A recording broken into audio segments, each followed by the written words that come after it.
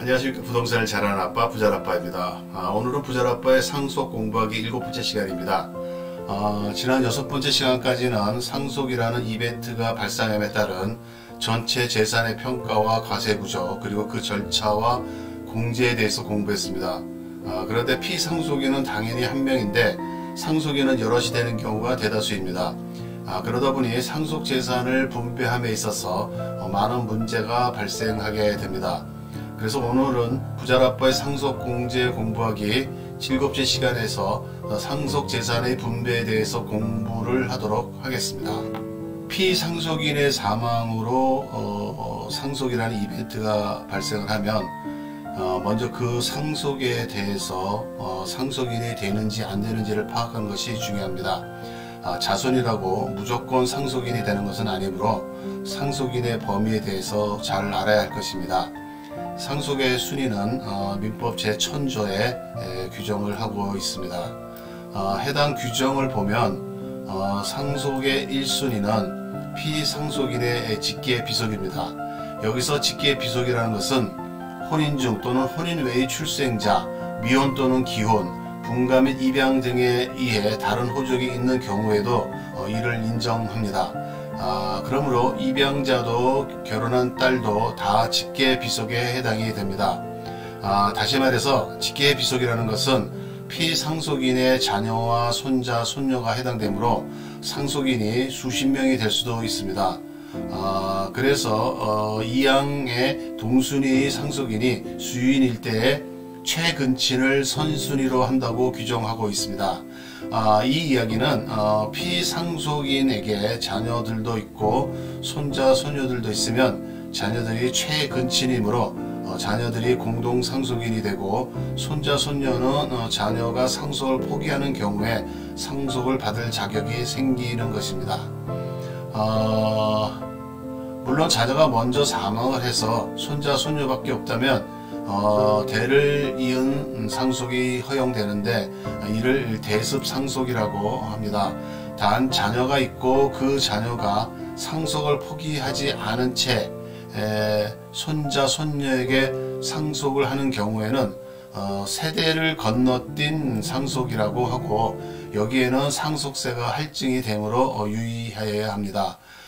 그리고 사위와 며느리도 직계 비속이라고 볼 수는 있는데 상속법상에서는 직계 비속에 해당되지 않으므로 상속인에 해당되지는 않습니다. 통상 피상속인의 재산은 보통 1순위에서 정리가 되는데 만약 1순위인 직계 비속이 없다면 직계 존속이 2순위가 됩니다. 즉 피상속인의 부모가 상속인이 되게 되는 겁니다. 그리고 피상속인의 배우자는 1순위와 2순위에 있어 공동상속인이 되게 됩니다. 단 사실혼 관계만 있는 배우자는 동거인에 불과하므로 상속인이 될 수 없음을 유의해야 합니다. 1순위와 2순위의 상속인이 없으면 3순위에는 피상속인의 형제자매 그리고 4순위는 피상속인의 사촌 이내의 반계 혈족이 다음 순위로 됩니다. 채무를 상속하는 경우가 아니면 대부분의 상속은 무상으로 재산을 받을 수 있는 기회가 됩니다. 그러므로 상속이 발생하면 상속받을 자격이 있는지를 확인하고 권리를 행사해야 합니다. 상속순위를 모르면 상속재산에 대한 분쟁이 발생할 경우에 불리한 위치에 놓일 수도 있으므로 본인이 상속인에 속하는지 따져보고 자신의 권리를 주장할 수 있는지도 점검해야 합니다. 돈 앞에 장사 없다고 상속에는 탐욕이 게재되어 많은 분쟁이 발생하는 것이 현실입니다. 그러므로 제대로 알아야 자신의 권리를 주장할 수 있을 것입니다.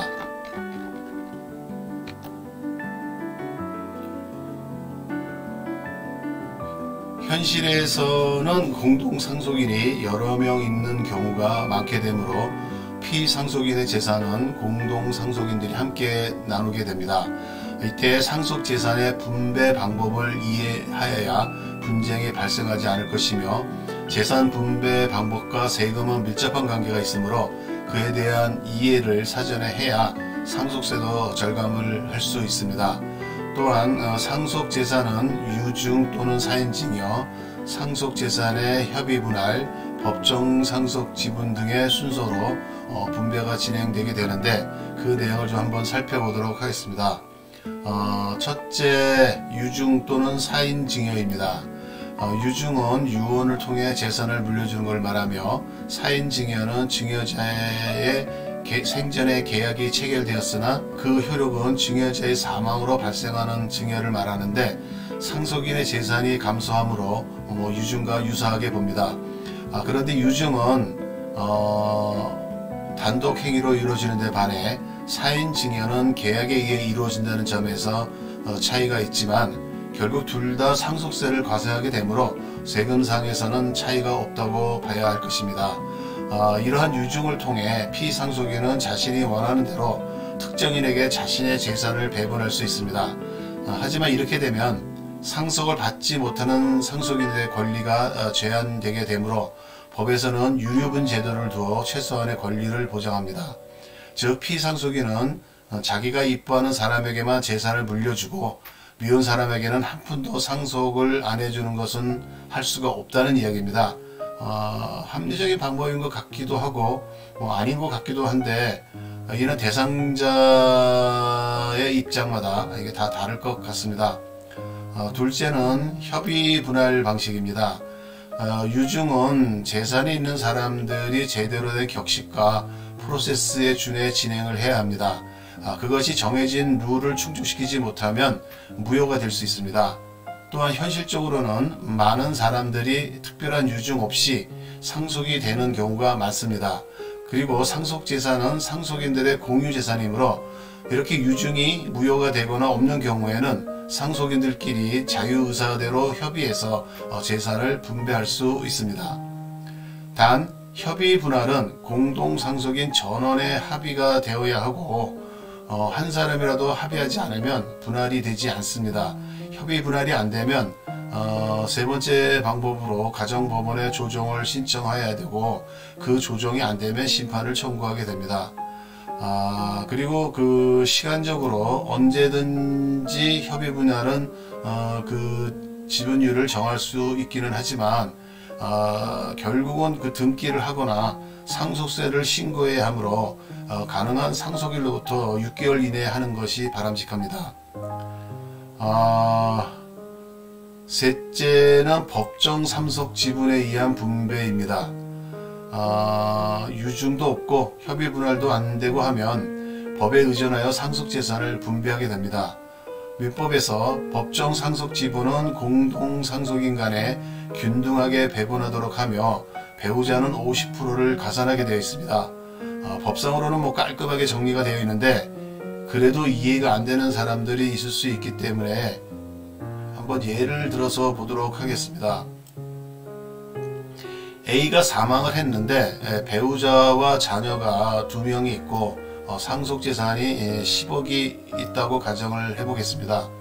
법정 상속분은 자녀 1명당 각각 1인데 배우자는 50%가 가산이 되니 1.5가 되므로 총 배분하는 분모는 3.5가 됩니다. 이를 통해 법정 상속분을 계산을 하면 자녀는 1명당 15원 곱하기 1 나누기 3.5 하면 약 2억 8,600만원 정도가 되고, 배우자는 15 곱하기 1.5 나누기 3.5 하면 약 4억 2,900만원 정도가 됩니다. 그런데 돈이 싫어서 그런 것인지 또 간혹 상속인이 상속을 포기하는 경우도 있습니다. 이런 상속 포기라는 이벤트가 발생되면 그 상속분은 다른 상속인들이 자기의 상속분 비율대로 나누어 가지면 됩니다. 공동 상속인 간의 상속재산을 분배를 하면 그것으로 끝나는 것이 아니고 상속세로 세금도 내야 합니다. 그런데 그 상속세가 무조건 동일한 것이 아니고 상황에 따라 변동이 있기 때문에 그 관계에 대해서 잘 살펴야 쓸데없는 세금을 내는 그런 행위를 방지할 수 있습니다. 물론 상속세는 피상속인의 유산에 대해서 과세를 하므로 상속을 누가 받든지 간에 상속세의 크기는 달라지지 않는 것이 원칙입니다. 하지만 배우자 상속의 경우는 배우자가 얼마를 받느냐에 따라서는 상속 공제가 달라지고 그에 따라 상속세가 달라지게 됩니다. 즉 배우자 공제는 5억 원이지만 배우자가 직접 받는 상속재산이 많아지면 그 공제액은 30억까지 늘어날 수 있고 공제액이 늘어나는 만큼 상속세는 당연히 줄어들 것입니다. 이렇게 배우자가 상속받는 것을 해서 공제 한도를 늘려서 상속세를 절세하는 방법을 쓸 수는 있는데 또한 더불어 염두해야 할 것은 그 배우자가 사망할 경우에 다시 상속세를 내야 하므로 전체적인 것을 고려해야 한다는 것입니다. 그리고 상속공제는 종합한도가 있으므로 상속세 공제 계산 시 총 상속재산가액에 유증가액과 증여재산가액 등이 있는지 파악을 해야 됩니다. 예를 들어 할아버지의 유산이 아버지를 거치지 않고 손자에게 바로 이전되는 경우에 상속공제 한도가 축소되게 됩니다. 더불어 사전에 증여한 재산은 상속인의 경우 10년, 상속인 외의 자는 5년 동안 누적 합산과세가 되므로 상속세를 증가시키는 영향을 주게 됩니다. 간혹 상속을 포기한 사람이 나와서 상속인의 지분이 증가하는 경우가 있는데 이러한 상황이 상속세 신고 기한 내에 생기는 경우에는 본인의 법정 상속 지분보다 초과해서 받았다 해도 세법상의 문제는 생기지 않습니다. 그런데 만약에 상속세 신고 기한이 끝난 후에 지분이 늘어나게 되면 증여세가 부과될 수 있으므로 유의하여야 합니다. 또한 그 상속세 신고를 마치고 세금을 납부했는데 재산가액이 하락하는 경우가 발생할 수 있습니다. 그러면 세금을 과다 납부한 꼴이 되게 됩니다. 과다하게 납부한 세금 중에서는 경정 청구를 통해서 돌려받을 수 있는 것이 있는데 이는 상증법 제79조의 특례로 규정을 하고 있습니다. 그런데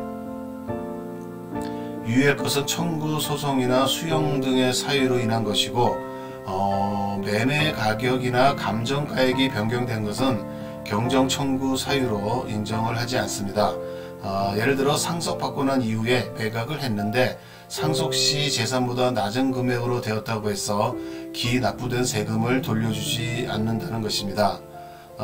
그리고 말 나온 김에 살펴본다면 상속재산을 양도하는 경우에는 세금에 대해서 함께 고려를 해야 합니다. 상속을 통해 부동산을 받게 되는 경우는 부득이한 취득에 해당되므로 세법에서는 일정한 조건을 충족하면 세금을 비과세하거나 감면을 해줍니다.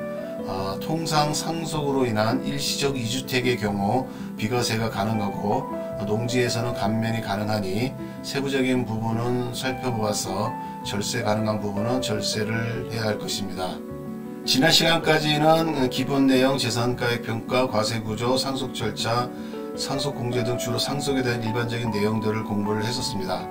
하지만 금일 공부한 상속재산의 분배까지 들어가게 되면 개개인마다 상황이 틀리고 어떻게 분배하느냐에 따라 세금도 달라지고 합니다. 이렇게 되면 이제 말이 복잡하게 됩니다. 우리가 이렇게 시간을 투여해서 상속세를 공부한다고 해도 상속을 받으면 자신이 그것을 다 처리할 수는 없습니다. 특히나 상속재산이 많으면 더더군다나 혼자서 처리해서는 안 됩니다. 왜냐하면 신고를 잘못하면 가산세 및 불성실 납부 과태료까지 물 수도 있습니다. 그러므로 상속재산이 크면 세무사를 고용해서 진행하는 것이 바람직할 것입니다. 그런데 본인도 어느 정도는 알아야 세무사를 고용할지 말지를 판단을 하고 세무사가 제대로 일을 하는지도 판단할 수 있을 것입니다. 아는 것이 힘이고 아는 것이 돈입니다.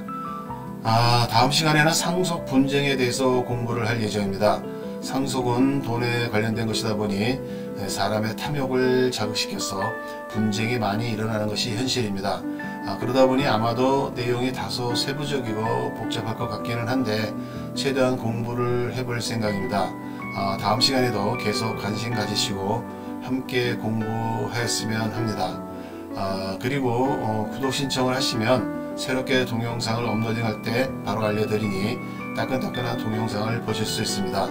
꼭 구독 신청하셔서 저에게 힘도 주고 긴밀한 소통도 했으면 좋겠습니다. 이상은 부자라빠의 상속 공부하기였습니다. 감사합니다.